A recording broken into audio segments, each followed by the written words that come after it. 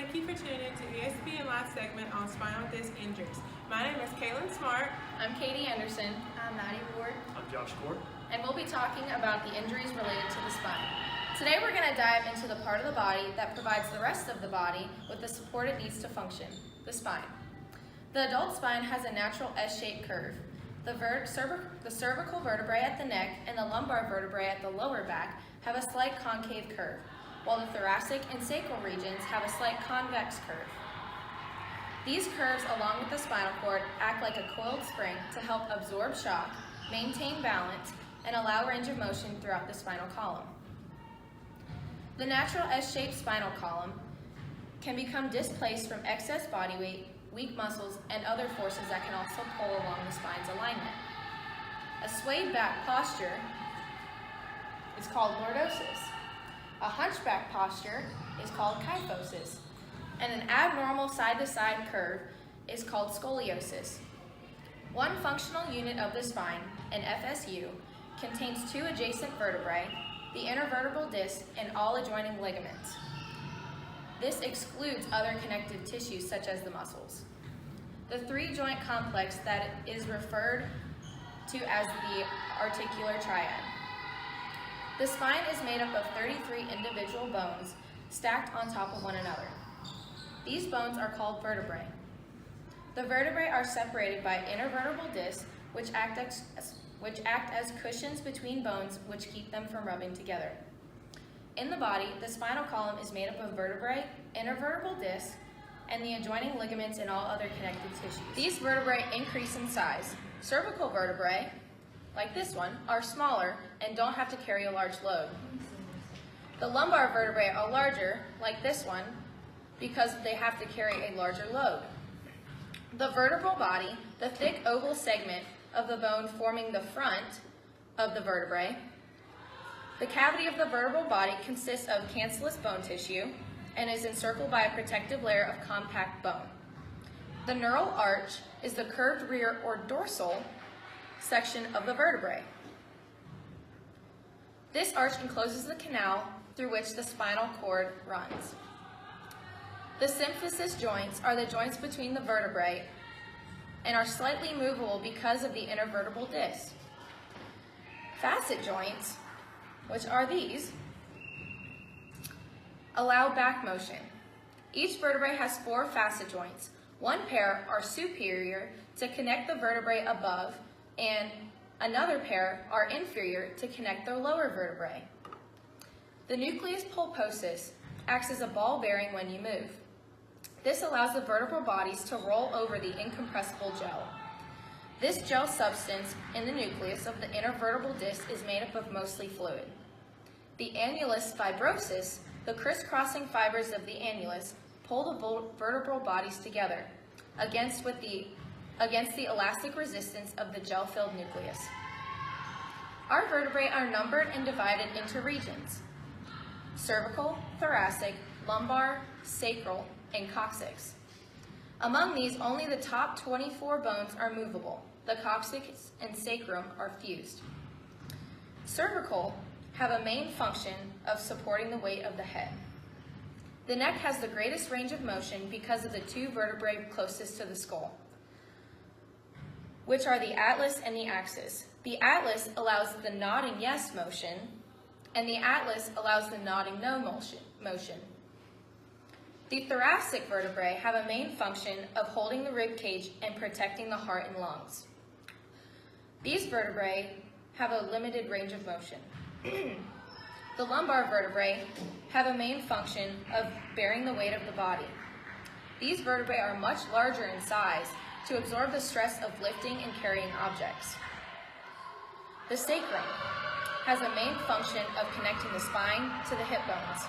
Along with the iliac bones, they form a ring called the pelvic girdle. The coccyx, the 4 fused bones, or tailbone, provide attachment for ligaments and muscles of the pelvic floor.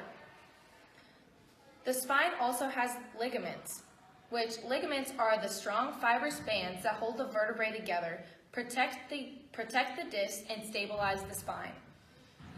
There are 3 major ligaments of the spine: the ligament flavum, anterior longitudinal ligament, and posterior longitudinal ligament. The ALL and PLL are continuous bands that run from top to bottom of the spinal column along the vertebral bodies.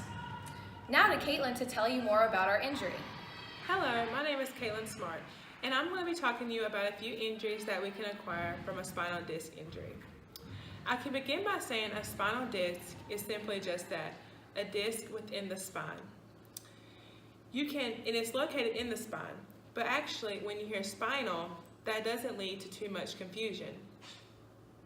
An intervertebral disc, a spinal disc, is the medical term used, but it is a flat, round surface that is located above and below the vertebrae. As you see here, in the lumbar part of the spine, there's two discs located above and below the vertebrae, and they're filled with squishy annulus fibrosis and nucleus pulposus gel-like structures, and we'll be talking about them a little bit later. The cartilage lies on the top and the bottom of the vertebrae, which makes up the spine, and it's split into 4 different segments: the cervical, the thoracic, the lumbar, and the sacrum. The discs have 3 important roles: to give flexibility, to give stability, and to act as shock absorbers when hard impact forces are located onto it by direct force. The disc is composed of a gel-like center called the nucleus pulposus and an outer layer called the annulus fibrosus. I think of the structure as a jelly donut, consisting of a gooey, meshy filling inside and a strong outer layer on the outside. When we look at this structure of the vertebrae, we think of the hard outer layer as the annulus fibrosus, and the inner side as the nucleus pulposus, which for the donut would be the gooey jello. It is really easy for jelly to seep out once the hard layer has been torn or ruptured.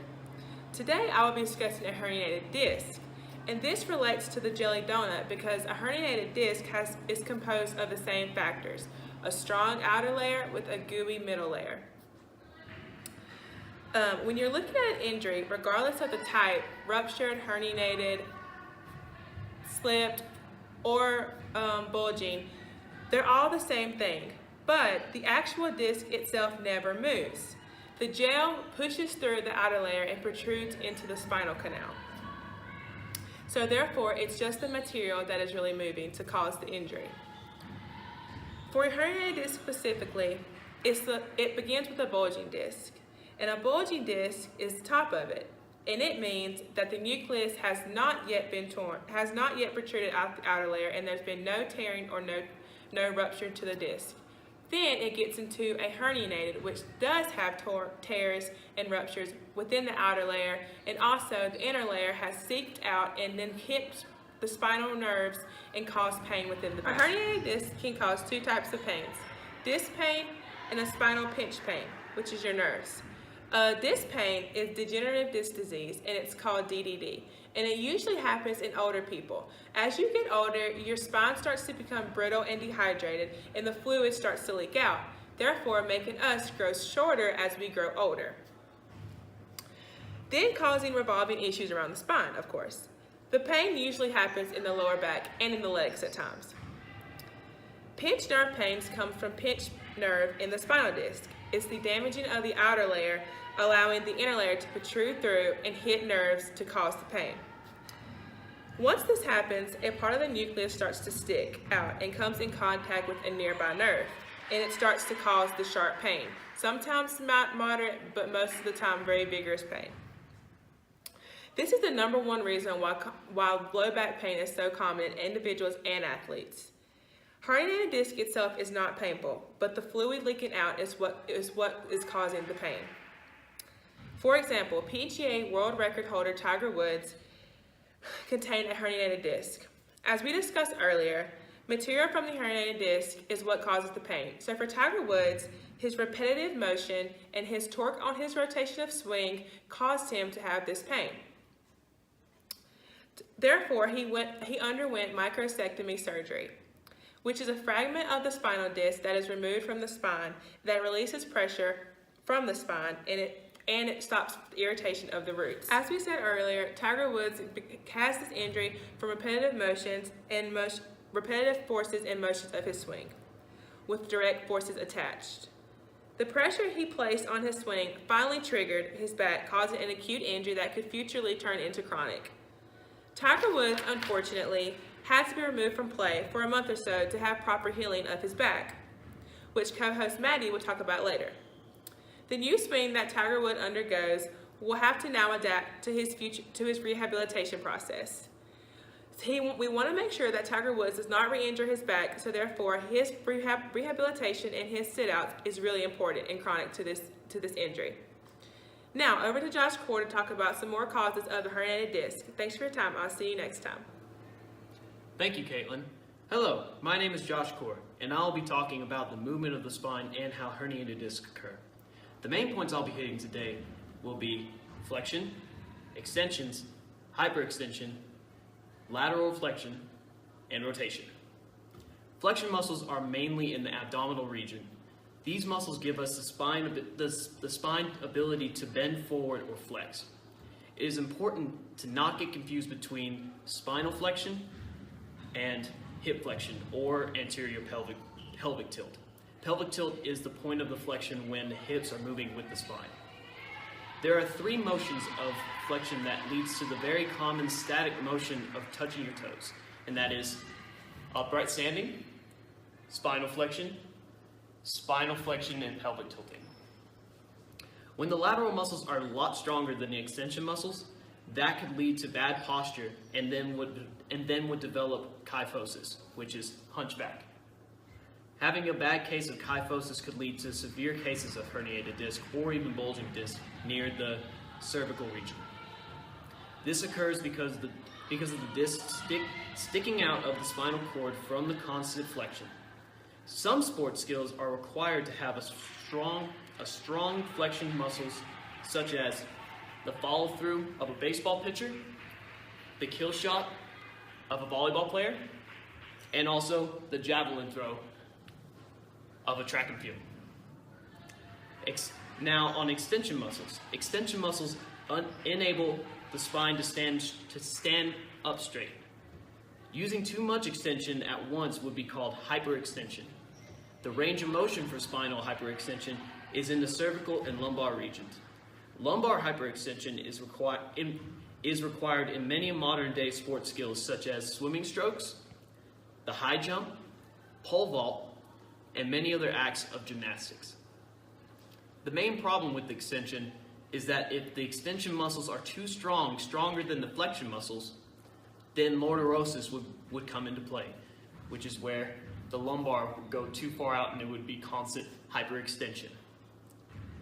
And then that would lead to possible herniated discs or ruptured disc due to the disc being pressured on so tightly. And overall, both muscle groups help control our posture and align our spine. Therefore, weak or out-of-line muscles can lead to bad posture, since if one or the other groups are weak, then it would not be able to hold us up. Here's a great example of an improper way to use flexion and extension movements during an exercise. As we all know, sit-ups is one of the most well-known ab workouts for our day-to-day people. But what people do not know is that this exercise is very hazardous to our back, to our spine. When repeating the flexion and extension muscles during the exercise, it can cause tremendous stress and pressure to the spinal cord, especially in the lumbar and sacrum region of the spine. This occurs because of the repetitive movement of the spine performing an in and out motion that distresses and puts constant repetitive pressure on the lumbar disc during the impact. Frontal plane movement of the spine that goes away from the anatomical position is a term called lateral flexion, which is the active or passive movement repeating in motion. It is like flexion, but the movement mainly going towards side to side. The problem with this type of movement is that when performing this movement too much, it can place the spine out of line and in a side cervical form, which can cause a lead to scoliosis. Just like regular flexion muscles, lateral flexion is also great for baseball pitchers right when the pitcher is pushing off the mound and loads his torso downward before twisting the hips and planting the foot. Now rotation. Rotation is the process of turning the body around the medial or center axis. Spinal rotation in the transverse plane is is again freest in the cervical region of the spine. The lumbar region would be the weakest point for rotation in the spine. Most sports that would involve high amounts of rotation would be swinging a bat in softball or baseball, swinging a tennis racket in tennis, obviously, and then swinging a hockey stick in hockey. A great example for an improper use of rotation movement would be another well-known ab workout called Russian twist. Russian twist is a very repetitive rotational ab workout which also has a major part on the lumbar and sacral region. With that much repetition in the rotation on the lumbar, while sitting directly on the sacral region, which leads to constant compression, will lead to pushing out the disc and could lead to leaking of the disc as well. And now here's Maddie Ward for prevention and treatment. Thank you, Josh. I'm Maddie Ward, and I'm going to talk about the extensiveness of Tiger Woods' injury, how he treated it, and how to prevent it from reoccurring. Tiger Woods, in May 2010, withdrew from a tournament almost halfway through the final round due to a tingling sensation down his right side. It was suspected that he had a herniated disc, but it was never confirmed. In August of 2013, Woods complained of a stiff neck due at the beginning of a tournament. He blamed this to a mattress being too soft in the hotel he stayed in the previous night. In March 2014, Woods dropped out of another tournament due to another report of back pain. It was clear from Tiger's stance, stretching, and movement that he was suffering in severe pain. It was reported he had aggravated his back while taking a shot on the 6th hole. April of 2014 signified the saga of Woods' back surgeries, after he underwent a microdiscectomy to relieve the pain from a herniated disc. A microdiscectomy is performed using small instruments to cut into the muscle to expose the spine. A small microscope is then used to view the vertebrae and its surroundings. This view allows the surgeon to make smaller incisions and cause less disturbance to the surrounding tissues, making it a quicker surgery with less pain.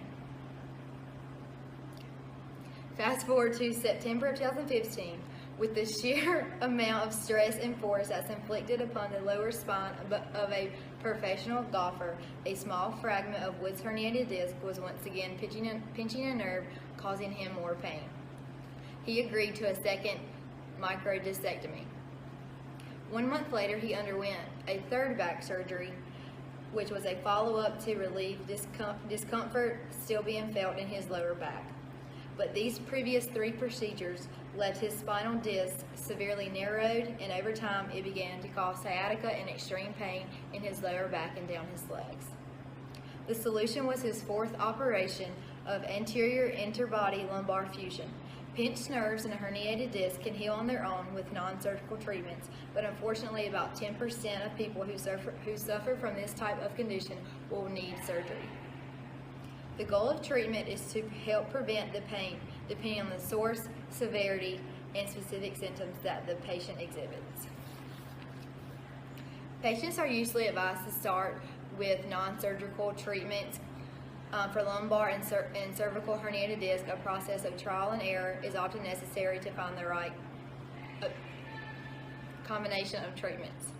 Within the first 6 weeks, it's recommended to try different modalities, therapies, and medications, such as non-steroid anti-inflammatory drugs, to help and try to alleviate the pain. This time period allows the herniated disc to try and heal on its own. With the time, the body can reabsorb the herniated disc. If the pain is severe or if symptoms last 2 to 4 weeks, a trial of either chiropractic, osteopathic manipulation, or physical therapy is then suggested. The goal of chiropractic and osteopathic manipulation are to reduce pain enough to allow the patient to return to normal level of functioning, and physical therapy is often used to educate patients on good body mechanics such as proper lifting technique, which can help to prevent excessive wear and tear on the disc. Oral steroid medication or epidural injections may achieve a stronger anti-inflammatory effect, although their use is a little riskier. Approximately half of the time, an epidural injection will provide relief that may last from 1 week up to a year. Up to 3 injections may be done in 1 year time frame, but at least 2 years apart. For those patients who experience severe back pain, high loss of function, and do not find relief from non-surgical treatments, may be advised to then seek surgical procedures for treatment. A herniated disc can continue to undergo changes over time, rendering it unstable and risking the chance of it becoming problematic again in the future, which is exactly what happened to Tiger Woods, which ultimately ended his golf career. With the extreme torque generated through golfers in their lumbar spine, his retirement will reduce the risk of him creating another herniated disc. While preventing a herniated disc is not always possible, using proper lifting techniques help to prevent compression of the disc. Lifestyle changes, such as maintaining a healthy weight, can also prevent the chance of herniating a disc. Excess body weight adds an additional strain on the lower back, and the pressure increases the chances of rupturing a disc. Avoid prolonged sitting, and stretching breaks are recommended. We hope you have gained knowledge on spinal cord injuries on our ESPN Live segment today. Thank you for your time, and we'll see you next time.